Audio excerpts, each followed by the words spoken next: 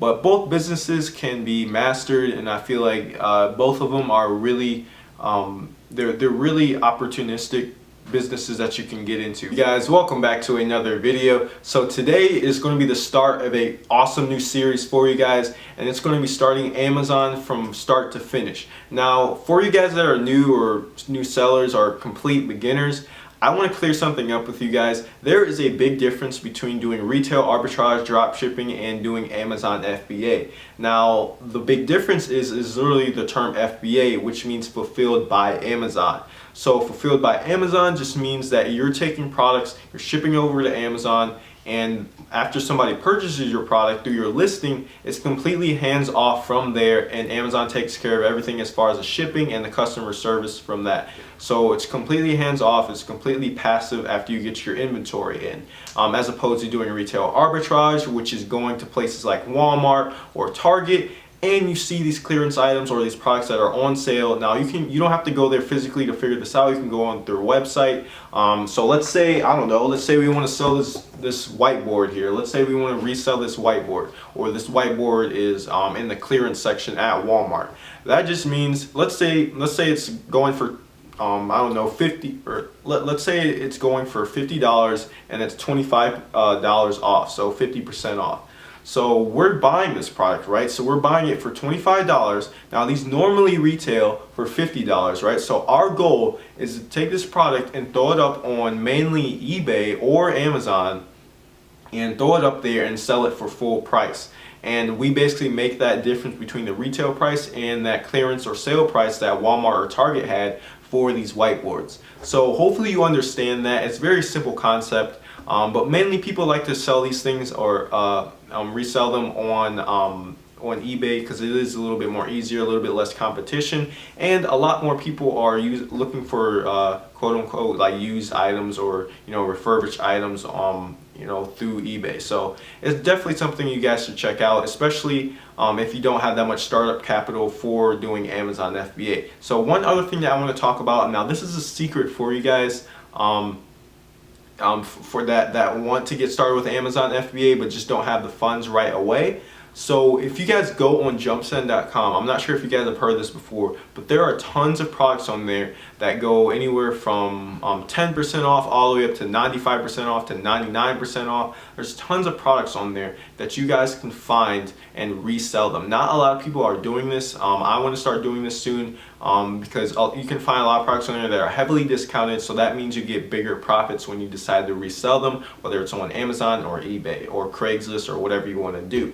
So going on to Amazon FBA, what Amazon FBA you're instead of taking these products from Walmart or Target or whatever it is where they're already marked up prices and stuff, your job is actually source your products from overseas or from a supplier where when you buy these products it's going to be a little bit more cheaper per unit because you're buying them in bulk. So that means there's more profits. Of course there's going to be fees regardless of whether you decide to do retail arbitrage or Amazon FBA, but you're buying these products in bulk for Amazon FBA, sending over the inventory to Amazon, and actually having Amazon do all the shipping and all the customer service for you, and you're just there to sell the product and they do everything else, right? So that is the big difference between Amazon FBA and doing retail arbitrage. Amazon FBA is much more passive, it's much more hands-off, and retail arbitrage is a little bit more hands-on, but you can still make some profit on there.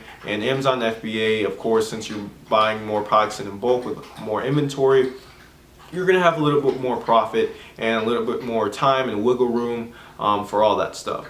So I hope that you guys understand that. It's not that big, it's not that hard of a subject to understand, but when you get started with Amazon FBA, you just have to keep in mind that you're going to need some startup capital because usually when you're talking about retail arbitrage, it's not that much because you're not buying inventory in bulk. So for FBA, what you guys need to do is find a supplier. What the whole concept behind it is, you're finding a product that's in demand, that has low competition, and it's basically new to the marketplace. So not a lot of people are selling it, but there's a high demand for it, right? So once you find this product, your job as a new seller is to source this product. Commonly, people like to get products over from Alibaba or from DHgate or some type of U.S. supplier. I've never talked to U.S. suppliers, but mainly it's Chinese suppliers over in China because they sell their products for cheap. So a lot of people like to buy in bulk from them. And then your job as an Amazon FBA seller is to brand your product, right? To put your name on your product, to make it look official for the customers and make it look professional for the customers, so that they actually buy your product, and so that you look like an established brand, and so you're having an established business on Amazon. So that's your whole entire job as a new seller. And by doing this, you're going to be able to make a lot more profit when it comes to buying inventory in bulk, just because people are seeing your product as a brand, and you're basically just building a giant brand on Amazon as opposed to just doing retail arbitrage or trying to resell stuff, which isn't that much of a big business, or it's not really a professional business, I'd say, when it comes to branding your items or creating your own products. So that's the whole concept behind Amazon FBA, and a lot of times people just get it confused. But Amazon FBA is something that I'm doing now, and it's honestly something that I think is going to be big within these next couple of years, because Amazon is just expanding all across the world internationally.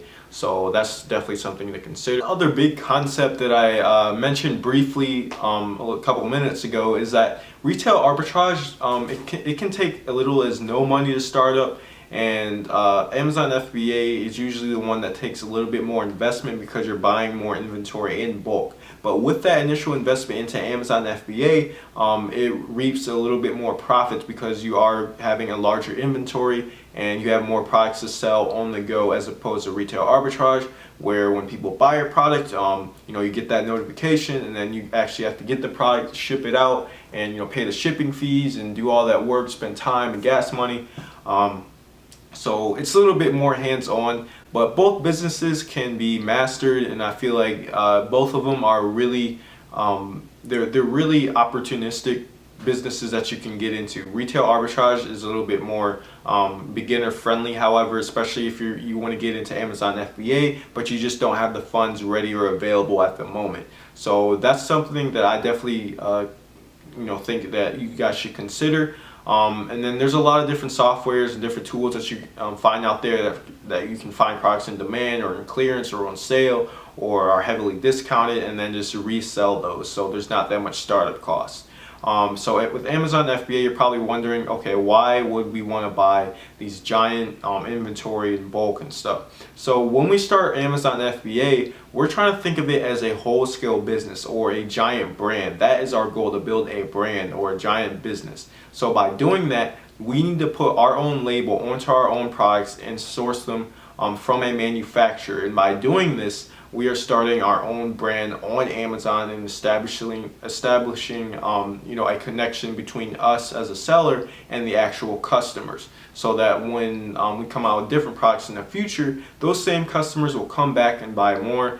And also, this is something where we can actually build a personal brand on Amazon, so that when people buy our first product and we come out with a new one, people will still be interested and they'll be brand loyal. And that's something that you can't really do when you do retail arbitrage or you resell products.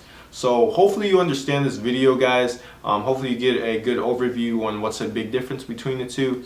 One is a little bit more costly, one is a little bit less costly, but one's a little bit more profitable. The other one, not so much. The other one's a little bit more passive, and the other one isn't, so much passive. It's more you doing more work, right? But there's pros and cons between the two. It just all depends on where you are with your finances and stuff and what you want to do. But definitely start out retail arbitrage if you can't start out with Amazon straight away. But yeah, hopefully you enjoyed this video, guys, and I'll see you in the next one. Peace.